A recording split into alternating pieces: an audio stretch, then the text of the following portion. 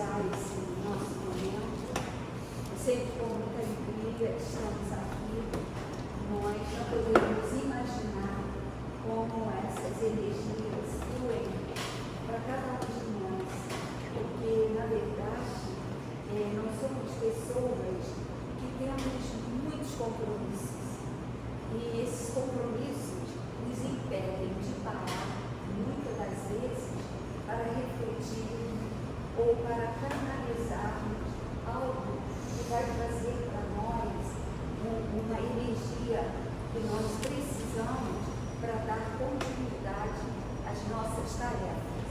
Então a gente sempre fala assim, hoje não dá porque eu tenho que resolver o problema, hoje não dá que tem alguém que vai na minha casa, hoje não dá porque está chovendo, frio, enfim, a gente perde grandes oportunidades de parar, nem que seja meia horinha, para poder entrar em contato com essas energias que estão sobre nós, que nós não estamos separados, desassociados dessas energias, elas estão em torno de nós todo o tempo. Então, realmente, nós não podemos nem imaginar quanto 10 minutos no dia vale a pena parar para refletir. 10 minutos. É sempre bem-vinda essa reflexão, porque nutre o espírito. Nós nos alimentamos todos os dias do corpo físico, fazemos exercícios para o corpo físico, tomamos medicamento para o corpo físico, mas a prece e uma pequena reflexão é o alimento do espírito. Quem não tem este corpo na condição de poder fazer tudo o que ele faz é o espírito. Sem o espírito, não. A hora que resolve falar, agora não dá mais, vou partir, aí o corpinho fica e a gente vai, sabe-se lá para onde, hein? E a gente não tem noção de onde nós vamos e o tempo que perdemos. Então a doutrina está fazendo esse mês 167 anos, que é o Consolador prometido por Jesus, que chegou para nós em humanidade, trazendo toda a mensagem, porque a doutrina espírita é o cristianismo redivivo, é Jesus novamente, para que a gente possa entender toda a mensagem que Jesus trabalhou o tempo que ele esteve com nós, e que nós poderíamos estar lá. E perdemos, né? Agora a gente quer correr de toda forma e ele não está ausente.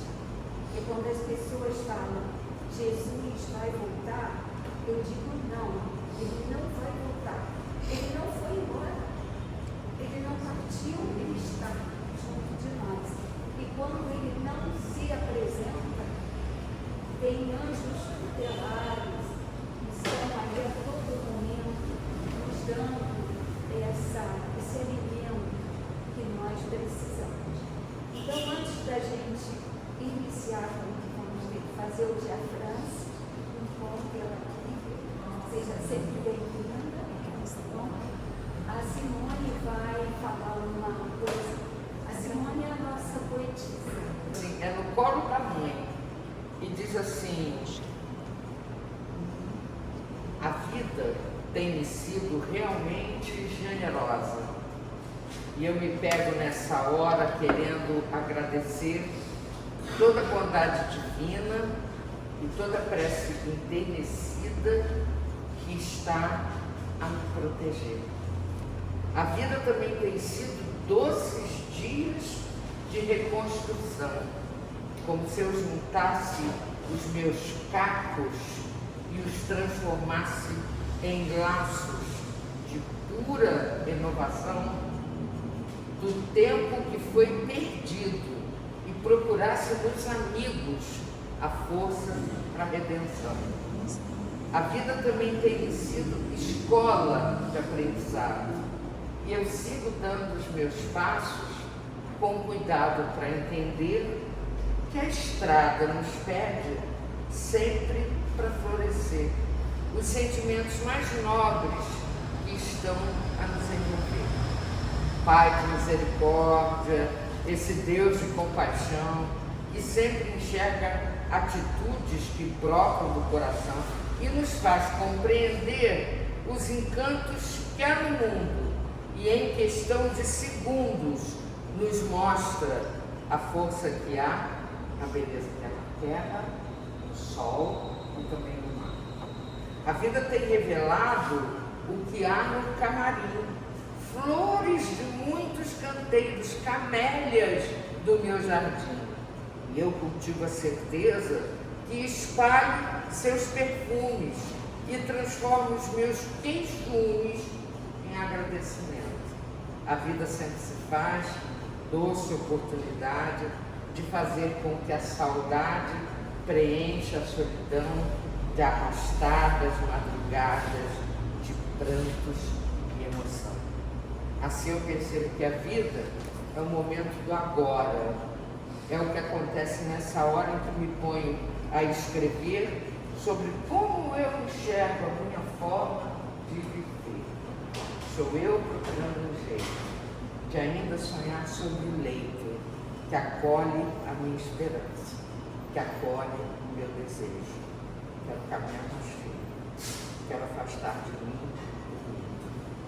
Pai de misericórdia, esse Deus de bondade e amor, que dissipa o sofrimento, que dissipa toda a dor e reconhece que o tempo é sempre renovador, cura todas as feridas, cura todo o amargor. E assim escrevo o desfecho desse texto poesia, que eu somente queria prantear minha saudade e caminhar pela cidade no colo da vida. É isso. Assim, eu agradeço demais. Gostou? Quer dizer? Nós vamos iniciar então esse nosso livro. A leitura de hoje, no início, é contigo. É do livro Pão Nosso, Francisco Xavier. Isso é contigo. E disse: pequei, traindo o sangue inocente. Eles, porém, responderam: não importa, isso é contigo. Está registrado em Mateus. É interessante que nós passamos, né, Semana Santa, e realmente isso daqui é aquele momento em que Judas, né, ele agora é um espírito que já evoluiu nesses milênios, nós temos certeza disso, que o espírito não retrograda, ele segue em frente, e quando ele cai em si, naturalmente ele progride muito mais. Então Judas não é essa criatura que, como as pessoas falam, né, seria um traidor. Não, ele não soube, ele não entendeu para que Jesus estava ali. E ele alçava assim aquela condição de estar entre aqueles que precisavam desenvolver algo diferente contra Jesus. E ele foi vamos dizer, almejando alguma coisa, mas muito inocente naquilo que ele estava fazendo. E ia trazer um resgate imenso, milênios, para ele, o Espírito encarnado. Então, a palavra da maldade humana é sempre cruel para quantos lhe ouvem as criminosas insinuações. O caso de Judas demonstra a irresponsabilidade e a perversidade de quantos cooperam na execução dos grandes delitos. O espírito imprevidente se considera os alvítrios maléficos. Em breve tempo, ele se capacita da solidão e se encontra no círculo das consequências desastrosas. Quando comete um delito, naturalmente as consequências chegam, e se a criatura já está imbuída de um bom sentimento, pesa muito nas suas experiências físicas. Quem age corretamente encontrará nos felizes resultados de suas iniciativas aluviões de companheiros que lhe desejam partilhar as vitórias. Entretanto, muito raramente sentirá a presença de alguém que lhe comungue as aflições nos dias da derrota temporária. Que verdade! Que verdade! Quando a pessoa quer que algo aconteça e ele se compraz, exaltando aquele que fez, na hora que o outro cai em si e sente a solidão, nem todos se aproximam para ajudar. É o que fala a Bíblia, que importa a nós, que importa o que ele fez, agora é com ele. Semelhante integridade induz a criatura precaução mais insistente. A experiência amarga de Judas repete-se com a maioria dos homens todos os dias, embora em outros setores. A quem ouça deliciosas insinuações da malícia ou da indisciplina no que concerne à tranquilidade interior, às questões de família e ao trabalho comum. Por vezes, o homem respira em paz, desenvolvendo as tarefas que lhe são necessárias. Todavia, é alcançado pelo conselho da inveja ou da desesperação e perturba-se com falsas perspectivas, penetrando inadvertidamente em labirintos escuros e graves. Quando reconhece o equívoco do cérebro ou do coração, volta-se ansioso para os conselheiros da véspera, mas o mundo inferior, evadindo a observação ajuda, exclama em zombaria: que nos importa? Isso é contigo. E realmente é certo.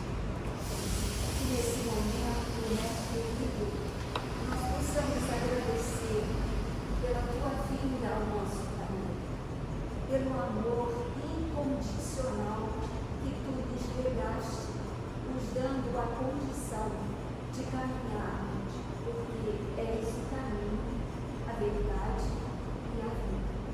Que possamos, mestre querido, refletir em todas as mensagens que lemos, que ouvimos, para que possamos, mestre querido, aproveitarmos esta encarnação, onde temos junto de nós a doutrina dos Espíritos, o Consolador que tu nos prometeste, mestre querido, que ficaria conosco até o final dos dias.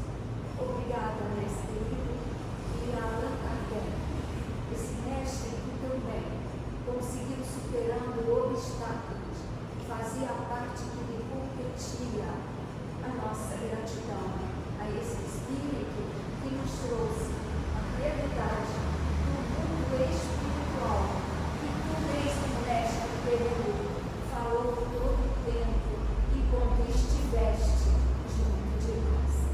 Obrigada, mentores amigos, por esta casa de auxílio, por esta casa que nos assiste, que nos acolhe e que nos permite falar da doutrina espírita à luz do Evangelho do nosso Mestre Jesus. Muito obrigada, mentores amigos, em teu nome, mestre querido, com muito respeito, iniciamos a nossa reunião desta noite. Que assim seja. E essa mensagem, Francis, é com você. Os livros estão aqui. Primeiro, vocês quando olham esse painel aqui, esse painel é a realidade da chegada do Consolador prometido.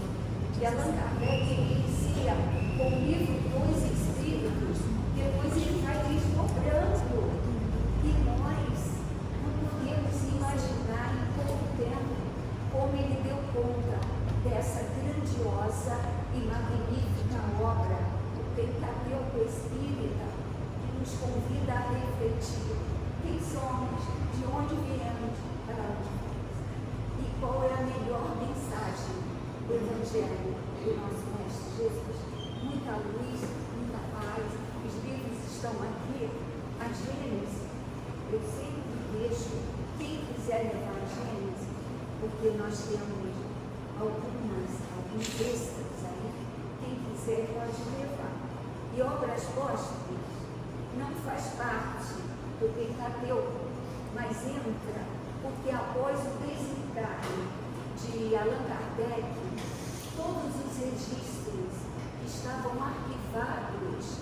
A esposa dele, Amélie Gabrielle Coué, que era junto dele um anjo da guarda, ela então coloca junto com todos aqueles que faziam parte da Sociedade Espírita de Paris, e trouxe isso que eu considero um diário de Allan Kardec. Entrar na intimidade do codificador.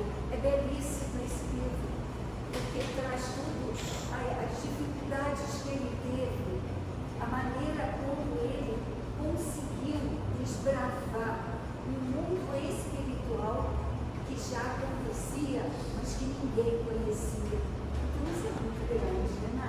É maravilhoso. Mas é isso. Agora a França, é com você, França. Já ajudei um pouquinho. Ajudei um pouquinho. Boa tarde. Meu nome é Francis Braga, eu sou aqui de Barra do Piraí. E o Grêmio Espírita é parte da minha vida, é a melhor parte da minha vida.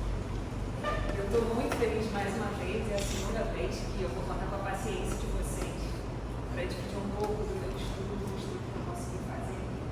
E hoje é um dia muito especial, porque além de estarmos todos os corações unidos aqui, é aniversário de Chico Xavier. Eu deixei para você.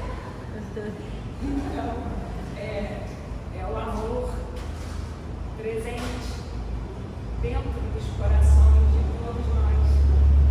Então, é uma oportunidade ímpar para eu poder estar aqui com vocês e falar um pouco do Evangelho do Cristo, de Jesus, nessa data tão querida, tão importante, contando sempre com as bênçãos de Agostinho, de Chico Xavier, que tanto fez por nós, e que, além do Cristo, ele voltou aqui, Chico, regressou para nos ensinar com exemplos como a gente deveria proceder.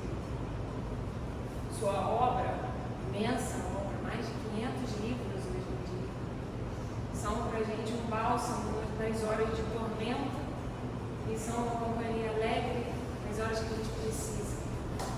É para a gente o amor em forma de pessoa.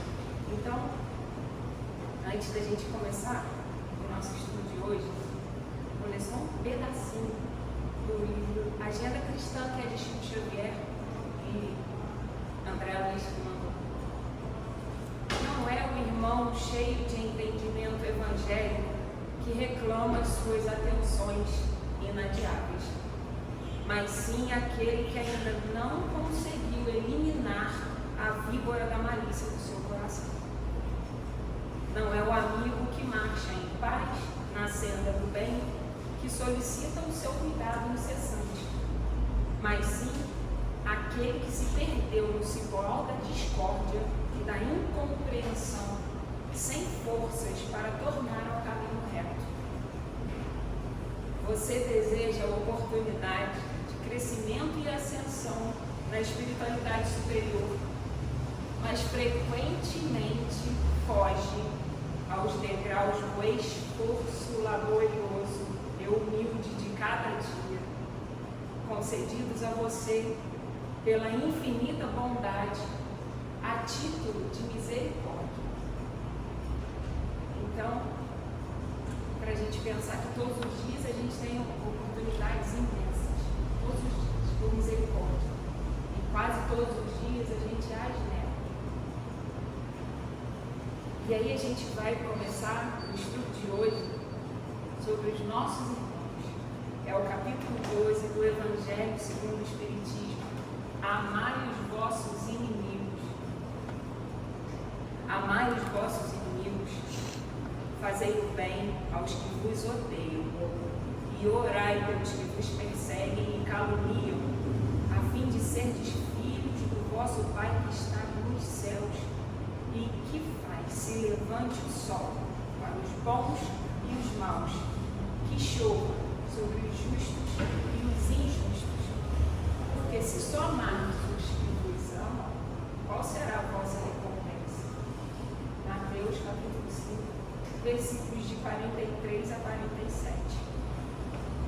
Amar os inimigos seria a vitória sobre o egoísmo, sobre o nosso orgulho. Só que a gente também sabe que a evolução não dá saltos. Então não vai ser de uma hora para outra que a gente vai amar todo mundo. Hoje em dia, na maioria das vezes, a gente não coloca o nome de inimigos. Já não mais. Hoje em dia a gente tem um desafeto. Hoje em dia tem uma pessoa que o meu santo não bate. Hoje em dia a gente pega aquela pessoa para Cristo, como se diz, porque nós crucificamos o Cristo. Então hoje em dia nós não falamos mais a palavra inimigo, ou quase não falamos.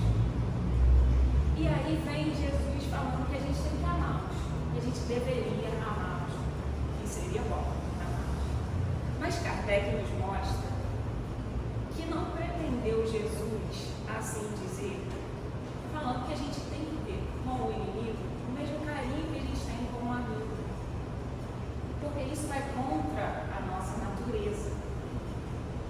Então, a gente tem a ternura com o amigo e a gente não vai ter a ternura com o nosso inimigo, com a nossa inimizade.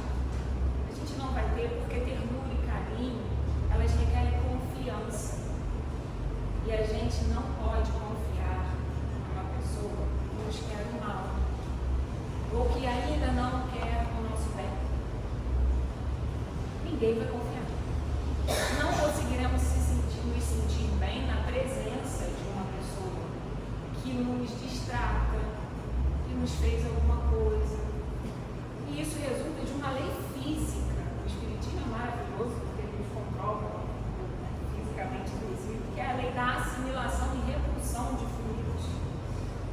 Então, um pensamento malévolo, uma pessoa que chega com um pensamento malévolo para você, é tipo aquele desenho animado que ela vê com um raiozinho na cabeça, uma nuvenzinha escura.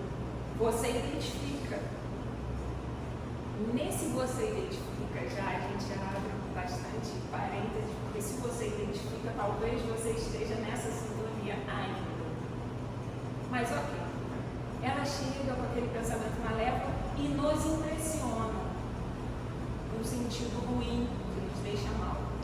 Uma pessoa que chega vibrando bem, com um pensamento benévolo, ela nos abraça num eflúvio maravilhoso, uma sensação boa, e você quer ficar do lado dela o tempo todo. Não. Aí está a explicação, quando insistentemente a gente passa por isso. Mas calma, isso não quer dizer que a gente é o bonzinho e o outro é o mau. De jeito nenhum. Está longe disso. Então, voltando a amar aos inimigos, não é ter a afeição que a gente tem quando vê um amigo, quando vê um amor, quando vê uma pessoa que a gente gosta muito. E aí Kardec vem no Evangelho e ele desenha pra gente praticamente. Amar os inimigos então vai ser não guardar ódio, nem rancor, nem desejos de vingança. E isso é aos poucos, tá, gente? Mas é bom que a gente compreenda e comece, pelo menos. É perdoar-lhes sem pensamento oculto e sem condições. É não opor nenhum obstáculo à reconciliação com eles, caso tenha oportunidade. É desejar-lhes o bem e não o mal. É ficar feliz com o bem que aconteça com eles. É ajudá-los se tivermos oportunidade. É retribuir o mal com o bem, sempre que pudermos, sem humilhar-nos. Quem assim procede, diz Kardec, já preenche as condições do mandamento. amai os vossos inimigos. Então já ficou bem mais fácil para a gente. Se hoje eu não consigo todos eles, eu não consigo. E eu preciso falar repetindo porque o ouvido mais próximo da minha boca é o meu. Eu já vou tentar fazer 2, 3, às vezes eu volto para 2, eu me acostumo, isso faz parte da minha rotina, então eu já vou para 4. Então o Evangelho, ele é uma cartilha de sobrevivência para a gente. Ele é uma cartilha de sobrevivência. E para quem só acredita na vida atual, até isso parece loucura. Até isso é demais. Porque é exatamente isso que a gente fala. Nossa, mas fulano está demais, não quero mais falar, não vou mais olhar para ele. Ou não vou mais conviver, porque fica mais fácil. Mas para o crente, e sobretudo para o espírita, mais ampla deve ser essa visão. Maior tem que ser a maneira de pensar. Porque todos temos um passado. Todos temos um ontem, um anteontem, todos temos outras vidas, temos. E pela terra, seremos obrigados a cruzar com todos eles. Todos eles. E como vai ser difícil. E tem que ser difícil para que a lição fique gravada no nosso coração. Tem que ter esforço. É preciso que nos esforcemos. Porque aqui no Evangelho, Jesus está ensinando a gente a ser feliz e a gente não aceita. A gente não aceita. Porque a gente não lê, porque a gente não compreende, porque a gente não busca compreender. Nem um pouquinho. Então vai ser difícil, sim. Às vezes estaremos na presença de pessoas que nos desagradam profundamente, mas naquela hora não precisa parar. Porque senão a gente entra na roda de samsara, que só se repete aquilo, se repete, que quando você pede para o mestre te tirar daquela roda de samsara, ele te pergunta, mas quem te colocou aí? Então, as maldades que ainda julgamos, maldades que vão nos defrontar durante a vida, fazem parte da nossa evolução. Elas fazem mesmo. E aí, a gente já aprendendo a pelo menos não se queixar das provas, a gente também deve aprender a não se queixar de quem faz parte dessas provas, da mão que Jesus, que Deus usa para que essas provas cheguem até nós, de quem serve de instrumento para a nossa evolução. É um amigo difícil, é o vizinho que é enjoado que a gente acha, é o parente que está sempre ranhando, mas é isso, mas é aquilo, é o marido difícil, é a esposa complicadíssima, é o filho sempre doente, é o cachorro do vizinho que late. Diante de qualquer dificuldade, nós só reagimos. E, via de regra, ainda reagimos na mesma frequência. Na mesma frequência passional do agressor. Nos fixamos nesse momento, remoemos a situação dentro de nós o tempo todo. Depois que passa, então a gente fala, por que eu não falei aquilo? Mas eu vou falar na próxima vez, eu vou me preparar. Nos tornamos prisioneiros das situações, prisioneiros, perdemos tempo, a gente não tem mais tempo, porque a gente errou muito, a gente tem que parar de perder tempo, a gente precisa, observamos, julgamos e condenamos, de acordo com o nosso orgulho. Todos temos um Supremo Tribunal aqui dentro. Coração.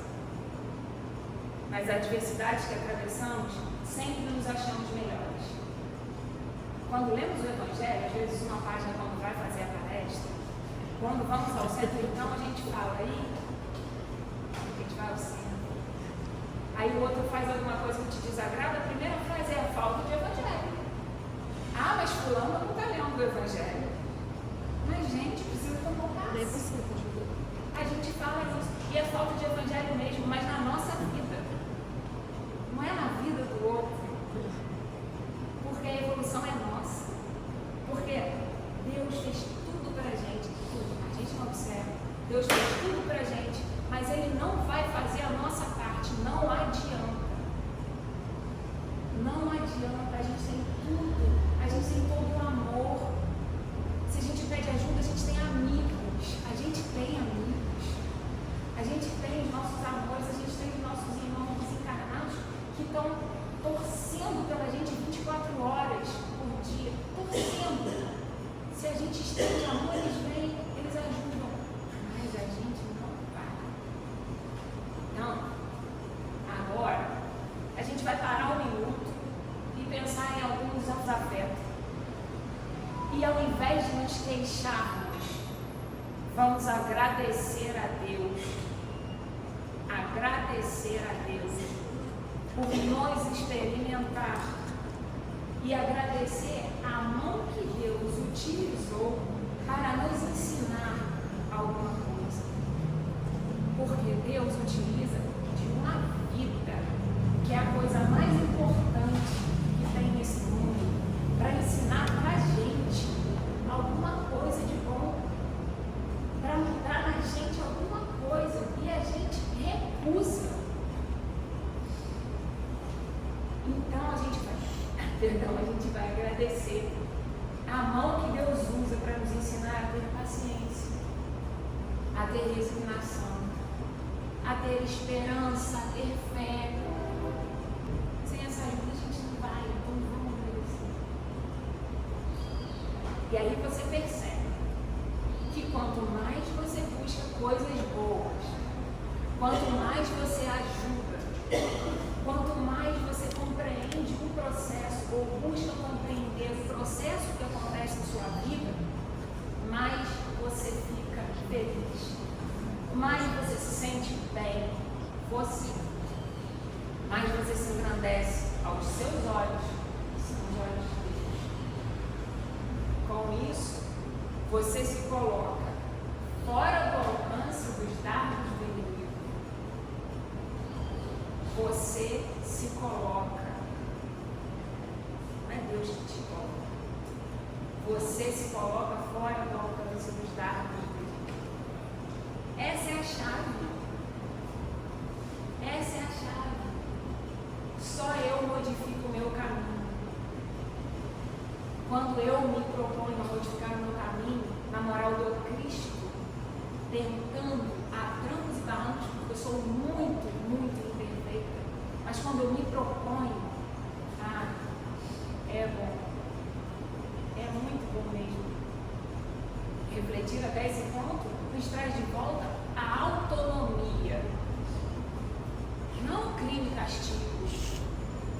A autonomia.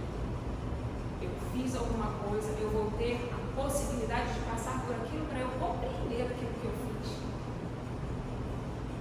Isso é a autonomia. A autonomia que aos poucos foi retirada com a terceirização dos problemas. Porque terceirizamos. Eu fiz alguma coisa, Deus que me entendeu. Ué, mas eu não vou fazer nada para modificar o que eu fiz? Não, Deus que me perdoou. Então eu estou terceirizando a solução de um problema que eu criei. E aí eu vou aumentando o meu problema. E aí tem os inimigos desencarnados. Inimigos desencarnados. E Kardec fala pra gente, o que é uma coisa muito maravilhosa, que a maldade não é um estado permanente do homem, graças a Deus. Ela vem de uma imperfeição temporária e que se corrigirá. A morte apenas nos livra da presença física do desafeto. Fica ainda mais difícil. Tem um exemplo real que junta a boa conduta diária com os inimigos desencarnados, que é uma história do Hermínio Semirão. O Hermínio, ele era um cara muito, muito incrível. Ele morava em Volta Redonda, nasceu em Volta E ele na doutrina espírita é maravilhoso. Ele já desencarnou, né? E ele tem poucas coisas dele no YouTube, mas tem duas palestras sobre o livro dele, Diálogo com as Sombras, que nessa palestra gravada, ainda só em áudio, ele conta uma história de uma reunião mediúnica que ele estava fazendo. E aí tinha no plano espiritual, tinha uma instituição que era denominada Os Vingadores. Eles se autodenominavam Os Vingadores. As pessoas desencarnadas iam lá, faziam as queixas, tipo, aquele centro está me importunando, tem que acabar com aquilo, não sei o quê. Eles se organizavam, muito inteligentes, muito frios. Eles iam lá e tentavam destruir o lugar. E aconteceu que um dia, numa reunião mediúnica, isso quem contou foi o orientador espiritual da reunião. Né? Um dia chega na reunião mediúnica, na qual ele participava, um espírito muito inteligente, seguro de si, muito frio, era um dos chefes dos Vingadores. O orientador espiritual da reunião, contando depois, disse que ele chegou com uma pasta. E essa pasta era um dossiê falando de cada integrante da equipe mediúnica na Terra daquele centro. Porque todos temos arestas soltas por aí. Todos. Estamos aqui é porque temos. Não tem essa. E aí ele, num trabalho minucioso, fez aquele dossiê impecável para destruir a reunião mediúnica. Fez aquilo e chegou lá falando para o orientador espiritual: olha, eu vim aqui para destruir vocês, não sei o quê. E o orientador espiritual virou para ele e falou: oi, irmão, fica à vontade, você é muito bem-vindo. Ele já ficou meio desconcertado com aquilo. Ficou desnorteado, não se sentiu muito bem, porque ele não estava esperando, ele não estava pronto para ser bem recebido. E nesse meio tem da lição, aquele que trabalha em reunião mediúnica, ele trabalha 24 horas por dia, comportamentalmente, né? E com as atitudes, ele tem que estar sempre atento. Acontece que na reunião mediúnica, antes da reunião, tinha uma senhora que numa noite fria, lá do Rio de Janeiro, que era o local deles, bateu alguém na porta dela. Ela abriu a porta, era um eletricista que já havia ido lá, consertado alguma coisa para ela. E o menino estava muito sofrido, pedindo pelo amor de Deus se ela tinha alguma coisa para ele arrumar. Eu precisava daquele dinheiro. Não explicou mais nada. Ela não tinha nada para ele arrumar. Mas o coração dela ficou. Eu acho que eu tenho. E aí pegou alguma coisinha, uma tomada, alguma coisa para ele arrumar. Ele entrou, arrumou rapidamente. Ela voltou, deu um dinheiro para ele, uma gratificação generosa. Ele, em lágrimas, tirou uma receita médica, mostrou para ela e falou: é do meu filho. Esse dinheiro é a salvação, porque eu vou conseguir comprar o remédio e ele vai fazer o tratamento dele, porque eu não tinha de onde tirar. Pois bem, voltando para a reunião mediúnica, estava lá o espírito do mal até então, desconcertado. De repente ele olha, ele identifica essa mulher e ele começa numa catarse de choro que ele não conseguia parar e as pessoas ficaram espantadas. Por que aquilo? Esse espírito era pai desse eletricista. Ele acompanhava o filho, só que ele não tinha como ajudar o filho, porque estavam em sintonias diferentes. Quando ele reconhece essa senhora, ele começa a chorar e ele fala para as pessoas que se amam: não existe separação. Não existe separação. Eu senti a dor do meu filho e eu não podia fazer nada. E ele não sabia por quê. Era porque ele estava vibrando no mal, né? E ele cai de joelhos. E ele chora agradecido, porque ele não tinha como ajudar o filho foi ajudado. Então, ele percebe que aqueles aos quais ele ia destruir foram os que salvaram o seu filho da morte, sem conhecer. Então, ele sai dali, ele dissolve aquela teia de maldade que se fazia nos Vingadores, ele consegue puxar mais alguns para a doutrina e deve estar trabalhando lá até hoje, ajudando. Fazendo bem, de alguma forma a gente toca até o inimigo. Sempre iremos conseguir aplacar os corações ainda maus, ainda endurecidos, através da caridade, através do amor. Sempre. Se eu não consigo ainda fazer uma coisa boa, dividir a mesa com uma pessoa que é com minha inimizade, tudo bem, é aos poucos, mas pede para Deus colocar no seu caminho alguma oportunidade para que o bem chegue até ela, como chegou nessa história. Isso vai acontecer, porque se a gente pede com o coração, a gente é atendido, sim, é dali, né? Não tem jeito. E aí, quando Jesus quer dizer também, quando Jesus diz que se alguém nos bater na face direita, apresenta também a outra face, a gente entende que é melhor ser o ofendido do que o ofensor. É melhor suportar com paciência uma injustiça do que fazer uma injustiça. É melhor ser arruinado que arruinar. E é muito melhor sofrer do que fazer o outro sofrer. Porque a gente não deve carregar a dor do outro nas nossas costas, ser um motivo para isso. Porque a dor de um coração é uma coisa muito séria. Às vezes a gente julga o outro, fulano fez isso com aquela pessoa, mas a gente não sabe se foi assim a história. A gente não dá oportunidades, mas a gente quer as oportunidades. A gente quer todo tipo de absolução, mas a gente nem se importa quando julga o outro.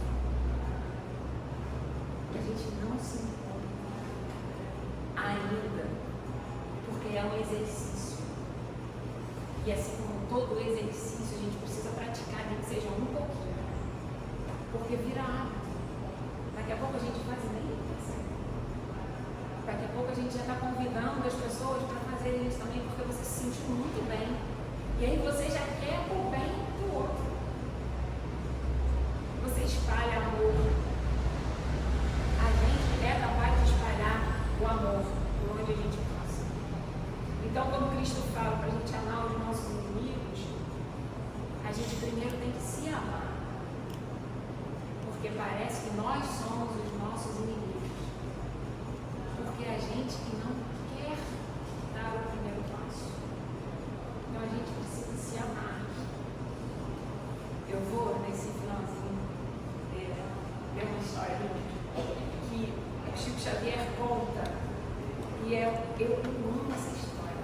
Então, quando o cavaleiro d'Arsonval, valoroso senhor em França, se ausentou do seu domicílio pela primeira vez, de armadura brilhando ao sol, dirigia-se à Itália para resolver urgente questão política.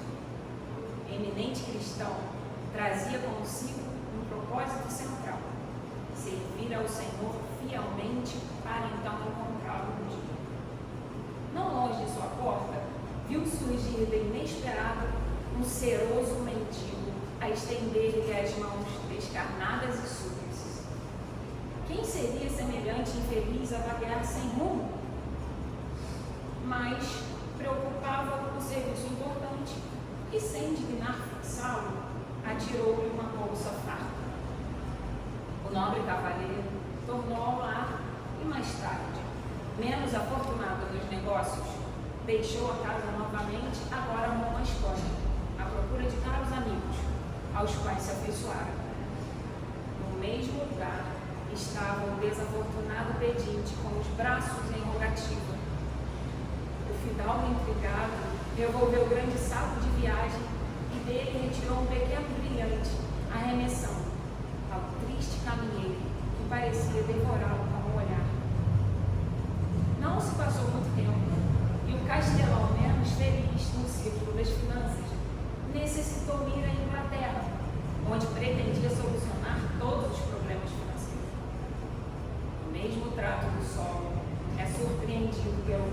amargurado leproso, cuja velha petição se ergue no ar.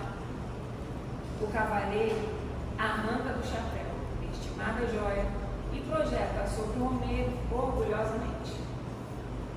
Passados alguns meses, o patrão feudal se movimenta na direção de porto distante em busca de precioso empréstimo novamente, pois a economia ameaçava o colapso fatal.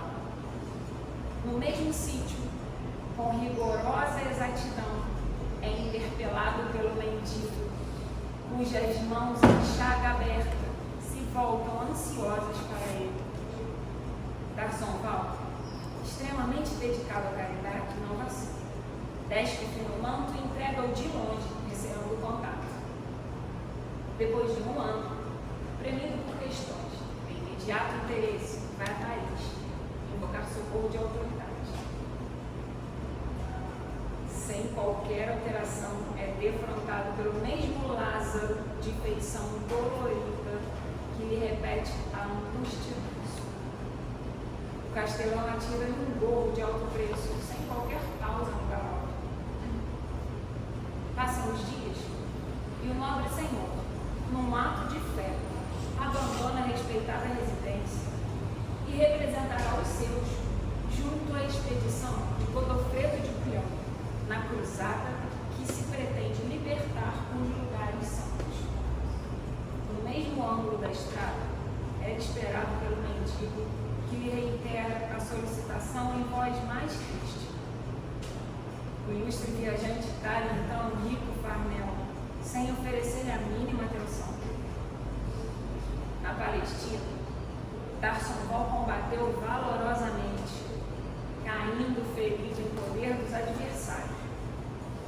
Torturado, combalido e separado dos seus compatriotas por anos a fio, padeceu miséria e vexame, ataques e humilhações, até que um dia, o homem convertido em fantasma torna ao lar que não o reconhece.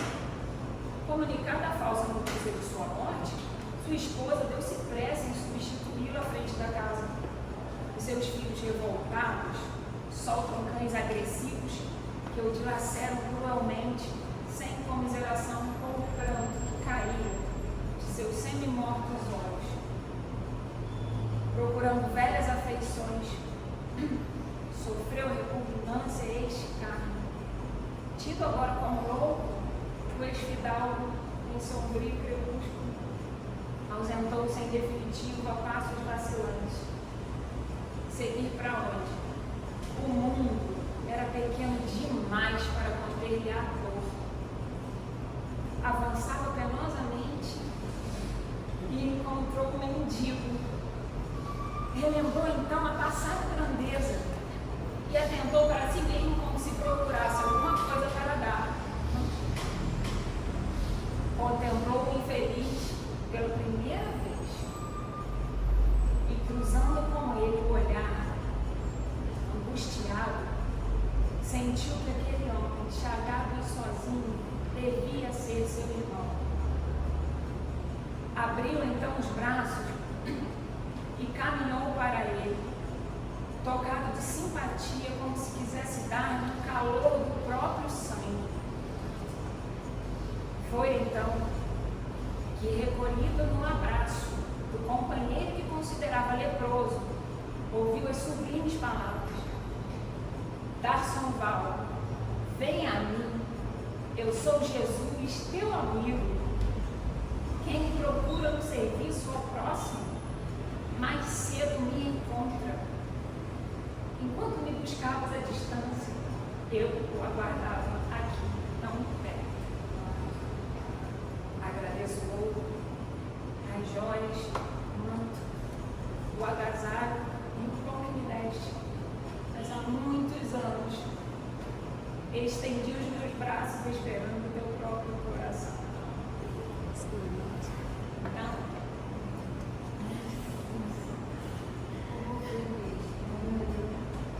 Jesus está procurando o coração da gente. Em cada um que cruza o nosso caminho, Jesus está buscando a gente.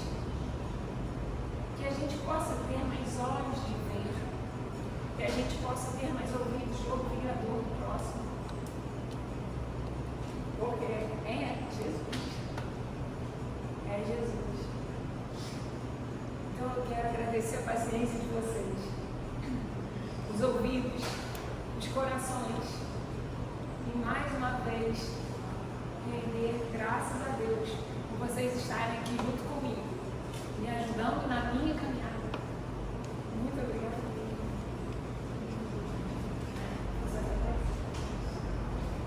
E ainda vou fazer agora. Então vamos elevar o nosso pensamento a Jesus Cristo, agradecendo a oportunidade maravilhosa da reencarnação, agradecendo a todos os encontros e reencontros, a todos, de encarnados e desencarnados, agradecendo a visita dos nossos amores desencarnados que vêm até nós, sempre que a gente abre as portas do coração, sempre que a gente se sente feliz, em nome de Cristo, em nome de Jesus. Vamos agradecer as oportunidades que a vida nos traz.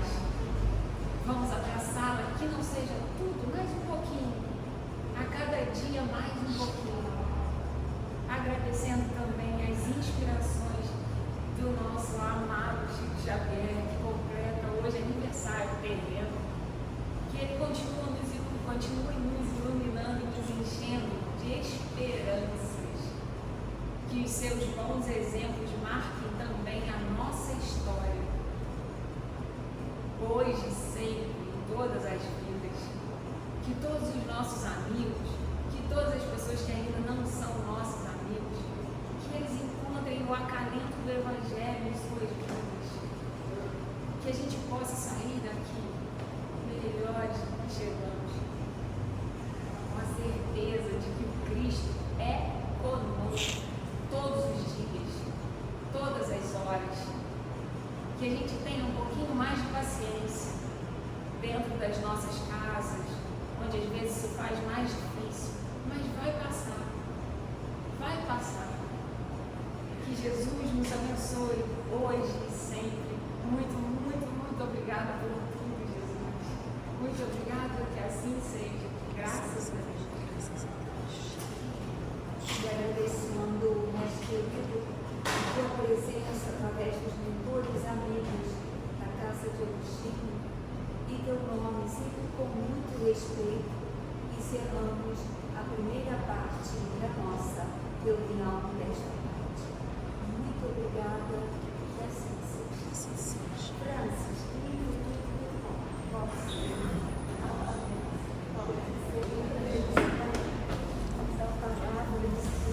a doutrina tem nos livros, quando a gente estiver triste, como eu te falei, o livro ele é silencioso, mas se a gente abrir o livro, ele fala para a gente, ele conversa, ele dialoga conosco. Então é muito bom ter sempre uma boa companhia, um bom livro, que nós possamos nos sentir confortáveis